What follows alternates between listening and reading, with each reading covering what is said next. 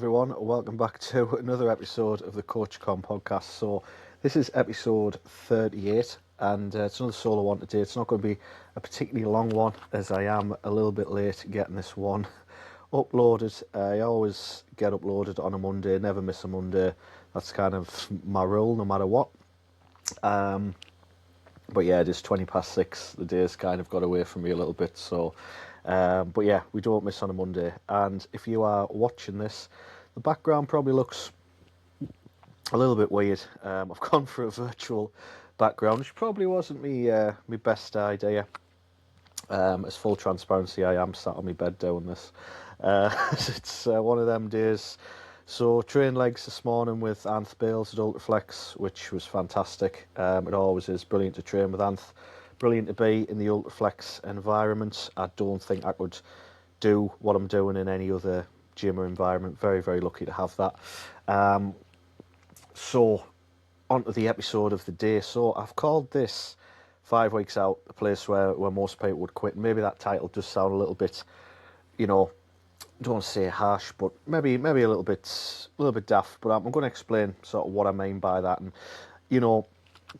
it's the point where I even kind of thought if someone was to say to me I'd failed this good at just over 5 weeks out, I wouldn't believe them. And it has been transformative, to be fair, as prep. And the things I've learned, I've learned so much about nutrition, training. I was pretty good anyway, of course, on these kinds of things, but this has very much took me to another level. And I must mention Kyle, the guy who's coaching me, Kyle Bacon. He's been fantastic. When I joined with him, the more he kind of started getting involved in prep with me at the beginning, he actually put my food up gradually. I think the food I'm having now is probably just a little bit less than what I was starting on when I was starting. So to be in this position now is again, thanks to him. But I think the key is you need a coach in this. I had a guy the other day on Instagram, we were chatting about it, and he was saying, I'd love to do something like what you're doing, and he's a PT himself, and I was like, fantastic, yeah, it's brilliant, but I said, you must get a coach, and that wasn't really me trying to offer to coach him, but it was more just you do need someone in your corner for a first time. I was probably a little bit naive to think that I could do this fully by myself. So that's just a little bit of food for thought. So what I'm going to get on today as well is, of course, I'm going to talk about prep a little bit, as that is basically my life at the moment. I think I'm driving everyone up the wall around me at the moment in regards to prep. But I am loving it. I am loving the journey. I've loved what it's done for my confidence, for things like boundaries, limiting beliefs, obviously my body, just where I'm at mentally, thanks to bodybuilding, thanks to prep, thanks to being committed to this cause, essentially. So I am going to touch on this as well and just say it's kind of the stage no one talks about. There's not too many changes left to come. The abs are in, the quad veins are there, the ab veins are there, sort of vascularity throughout the arms and that kind of thing is there. So visually not too much more is going to happen, apart from just sort of cosmetically, as the skin tightens, we obviously take the water off, things like that in peak week. That is just kind of going to be the thing there. So it's the stage where no one really talks about, it's just rinse and repeat every day. The food is not super low anyway, but it doesn't need to be lowered anymore. The cardio is an hour 5 days a week. Doesn't need to go up from there. Steps are 12,000 a day. Again, doesn't really need to go up. It's kind of just maintaining the muscle we've got and just chipping away a little bit. It's not going to be these crazy sort of changes anymore.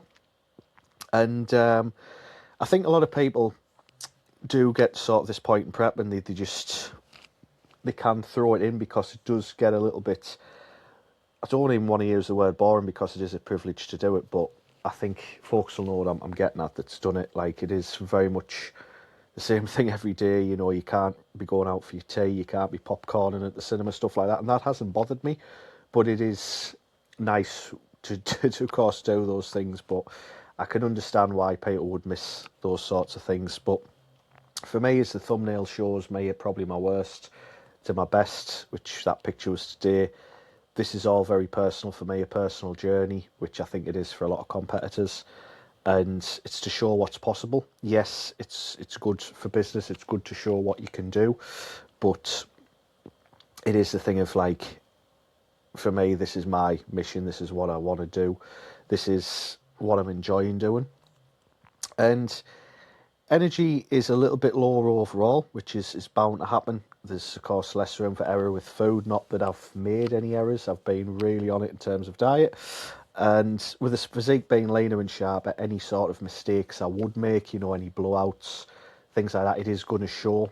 You will get bloated. You won't look right. You will get that little bit of a spill, a little bit of a watery look, a little film across the abs, maybe. Like, it is, the earlier in prep, you could potentially get away with things like that, but in the back end, you can't. In terms of the mental side, there's a lot of decisions sort of every day. Do I eat now? Do I wait later? Do I try and delay a meal a bit more? To combat the hunger on a night time. Even this morning, woke up very tired, very sluggish. I really struggled. Just this was the first day where I was like, wow, like this has really hit me today, and it's just a thing of pushing through it. You've got to push through it, and it is difficult because again, sometimes that guy who I used to be does live in my head a little bit rent free, and it's a thing of oh well, we could just stay here, because that's what I used to do. When things were hard, I would bury my head in the sand. I wouldn't just keep pushing and pushing. And leading on to the fat loss side of things with folks, people don't realise how hard consistency actually is till you get into it. I've got a lot of clients that are consistent, they're doing very well, and there is the thing of, I'll just start Monday, and that was me for a lot of years. I'll just start Monday, and that's how we end up going round in these circles, and it's why people, for me, for a lot of years, never get into shape, and they certainly don't get into the shape they really want. And I don't mean the stage, I just mean confident enough on a holiday with your top off sort of shape, where you feel your waist tight, you don't feel like the fat guy on the beach, because I do know what that's like. And something that's tied to being overweight as well that I used to deal with is hunger versus boredom. So it's not always real hunger that we get. Sometimes you can just be a bit tired, you can be dehydrated, or it can just be routine. It can just be, you want to just have something to do. You just want to have something to snack on. It's almost, I think they would say it's like understimulated. It's like people that scroll on the phone a lot. You're chasing that dopamine. Food gives us that, especially nice food that we enjoy. And something that I try and remind myself of is it's not always the food that I'm needing, it's just the discipline that's applying it. And that's what I had to do even in the early stages, just to get my weight down from being, nearly 20 stone at my worst. And the thing is, with having a relationship with food as well, we do use that as comfort. I was someone that was very much a comfort eater, took a lot of comfort in that, and you can get past that. You can get through these things. You don't need to be doing a prep, but you do need a level of consistency at some level. You don't need to be doing 12,000 steps a day, like even 6 to 8,000, an hour of walking a day, or an hour on the bike, or whatever you want to do exercise wise. That is going to be good. Like, something's always going to be better than nothing. Yes, I've got a strict diet, strict macros, things to follow. You don't need to do that to get into good shape. You do to be on a bodybuilding stage, but to be in good shape, you don't. You just need some structure. That's the important parts that build you up. That's what builds the physique. It's not necessarily just doing the weights and just hammering your cardio and going out thinking, oh, I'm going to get another 10,000 steps today, and then being fatigued the next day. No matter what level you're at. Like, I know the fitness is still there for me to go and crack out marathons, but at the same time, that is not the right thing for me to do right now, because with the food not being a carb loading marathon level, I wouldn't do it. It's, you've got to pick your battles, pick what you're sticking to, pick what you're going to do, and go with it. And even though I'm I suppose at the level I'm at the moment, you know, and shape my life, doing all these different things, there's been moments still where even today I was unsure a little bit on the training in terms of getting out of bed, getting the gym. Yes, I was in with Anth, which is, you know, brilliant, but there was still that voice there that was like, oh, for another 40 days of this, you know, and that's just that negative mindset that we get over time when we've been maybe overweight, when we've struggled with comfort eating, when we've buried our head in the sand. That is always going to be present. You're always going to get those little voices of doubt. It's certainly I found back in certainly November, December, January, like even up until this week with the way the weather's been, getting out first thing in the morning, getting my steps in, getting the big coat on, sometimes having 5 layers of clothing on just to go out and get the morning steps, get moving for the day, is tough going. Like, it isn't easy, you know, even for me and what I'm doing. Yes, I like how my shape's changed. I've loved prep, I've loved bodybuilding, I've loved being able to probably call myself a bodybuilder at this moment in time, but it is still tough. You know, there's numerous times I'm doing my cardio, and I've really enjoyed my cardio, to be honest. Which is probably a strange thing to say, but I've enjoyed it. And there's a lot of times where I'm like, oh, I could just split this cardio, I could just come back this afternoon, or oh, I could add some on to tomorrow. And it's just that moment of like, do we press the stop button? Do we give in? Do we, you know, try and promise ourselves we'll go home and come back later? Like, I still get those moments even now, but I don't give in to them. And again, to come back to what I was saying about the discipline, and I think words like discipline, structure, words overused. Maybe I overuse those words. Maybe I get on people's nerves with those words. But it's the things that work. That's the true thing. And there are moments where I have had some cravings. You know, I did something really strange yesterday, and it's going to sound daft now. I'm kind of laughing at it myself, but I was really craving a pizza, and I thought I really would love a pizza, and I knew I was never going to get one because I couldn't physically be asked to move. But what I did, I installed the app, scrolled on the app, looked at reviews, found the pizza I really wanted, and I was looking at the prices, knowing I wasn't going to even bother getting one. And again, I just couldn't be bothered to like move. I just thought, what am I doing? Like, get off your phone, put the telly on, and that was it. You know, but really, if I hadn't been the prep, or at least for people that aren't doing a prep, just looking to get in shape, you've got to have that goal in mind. You've got to have that end goal in mind.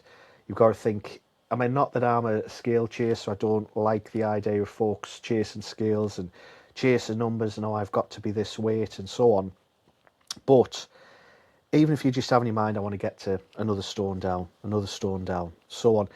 Keep that in your mind at all times. You know, I knew that if I could have had that pizza yesterday, it wouldn't have derailed prep. It wouldn't have completely ruined things. But at the same time, it doesn't serve anything. And that moment where I'd have been eating the pizza for the first 5 minutes would have been amazing. But then the bloating, the digestion discomfort because I've not been used to having a lot of food and big meals, certainly not meals full of fat and rubbish, I'd be struggling till about Wednesday to get the food off us essentially, and all the trouble that comes with it, particularly digestion wise. So it's about thinking about that. And I just, what I always try and do with these things is make things relatable. Yes, I'm doing a prep, but I'll always, I suppose, one of my dear friends, Charlie Cook, years ago, who was my first ever coach, he once said to me, you'll always be a fatty at heart. And I never knew what he meant. You know, this was the time where I'd just been able to start doing a little bit of running and knowing what fitness felt like. And he said that, and I never knew what he said. I never understood what he said at the time, but now I kind of do. And you will find, so this is maybe a little bit further down the line for guys that are wanting to get, you know, maybe photo shoot ready, or maybe even stage, things like that. I know what I'm documenting has sort of interested a few people, and they've maybe questioned and thought, maybe I can do this. But I will just say there are some things to prepare for. Your mental bandwidth, everything. takes a little bit more effort. You've got less tolerance for people and distractions, and you do find yourself protecting your boundaries and protecting your energy. And what I've just said in those 3 points, none of it makes you a bad person. None of it makes you. I don't think I've been snappy with people. I haven't been moody, but I have found myself getting quite quiet and a little bit introverted, which isn't like me. Yes, I've still made the content. Yes, I've still been on the stories. Yes, I'm documenting everything. Yes, I'm still a good bloke and got time for my friends and my mum and stuff. But you do feel yourself shifting a little bit because your body doesn't like being sub 10% body fat, or at least for most people. Certainly, if you've been a big lad like I've been, it is a strain on the body, and that's important to say. And motivation, again, a word that I've used a lot, and I've deep dived a little bit more on that at other times. But sometimes motivation doesn't matter. Sometimes it will go. You are going to get them mornings where you don't want to get out of bed. I get them even in the condition I'm in now. You get those mornings where you think, I could just miss train. I could just do this. I could go out, could go eat what I want. I could go out down the pub. Whatever it is, I still get all those thoughts even now. But it doesn't suit my routine. It doesn't suit my goals. And whatever your goal is, maybe you're 20 stone looking to get down to 19 and so on and keep moving down, just try and have this identity shift, which probably sounds a little bit daft, but I'm going to explain it. Don't negotiate with yourself anymore. Something I always use, which my therapist taught me, was you stick to your plan, not your mood. And my plan at the moment is bodybuilding. The shows that I've got planned, I am going to talk about that probably next week. I'm yet to announce things. I can't believe what I'm going to announce, but you do what needs to be done, regardless of how you feel. And like I say, that doesn't matter. Maybe you're £400, maybe you're trying to go the other way. Maybe you're, £120 and you're looking to bulk up, whatever it might be. The reason a lot of people fail at goals in terms of fat loss or muscle gain, they can't sustain the level of consistency required. And you've got to be consistent for a period of time. Relying on the motivation, resetting every week, all things I've done, everything that I talk about in this podcast, in my content, to clients, everything like that, it's stuff I've done, stuff I've lived. I wouldn't coach a prep until I've actually been on a stage and done it, I wouldn't work with clients with severe health problems or massive food intolerances and things like that, because again, it's stuff that I haven't dealt with. I've not had those things myself. I like to coach what I know. That's what I feel comfortable in, and I'm able to confidently say I know a fair bit because of the things I've been able to do. And one important thing that I am going to wrap this up, as I did say, it wasn't going to be a long one. I'm trying to keep it just under the 25-minute mark. You don't need prep level. You don't need the massive discipline required to basically exercise 4 hours a day, which is what I'm doing. 2 hours worth of steps, an hour's cardio, at least an hour of weights, plus travel to and from the gym. Of course, steps are predominantly done outside anyway, but what you do need though is the structure, and you need to set some standards, and those standards can be as simple as a 20-minute walk every day. It doesn't need to be the crazy amounts that I'm knocking out at the moment, or what people go even further than me do. It just needs to be some basics that you can stick to. That's what's going to get you the results. That's what's going to make you feel good. That is what is going to gradually build your body, build your confidence, build your mindset over time. That initial stage of taking some action, getting a goal in mind, sticking to it, that's the stage that builds you. It's not about trying to hype yourself up every morning, because sometimes it's just not there. There's times I've driven to the gym, even had my pre-workout, and I've had to sit in the car 5-10 minutes because I've just thought, can I really be bothered today? And you still get them. I still get them little moments where I do debate, sort of, and almost start negotiating with myself. But I've learned quickly to just shut that down way quicker now, so I'm able to shut it down, get into the gym, do what I need to do, and give whatever's there on the day. Every session, whether you prep or not, is not going to be PR days and days of hitting personal bests at cardio and everything. Some days it is just about showing up, ticking the boxes, and getting out and getting home. And that is probably the best advice that I can give you. And that, everyone, is pretty much that. I really appreciate everyone that listens, streams, downloads. I haven't got a particularly big audience, but even if one person listens and thinks, yeah, I got something from that, then that is enough for me. And that is the reason that I do it. I didn't start these podcasts to turn into Chris Williamson. But anyway, thank you all very much for listening, watching, wherever you are. God bless you all. See you in the next one. Take care.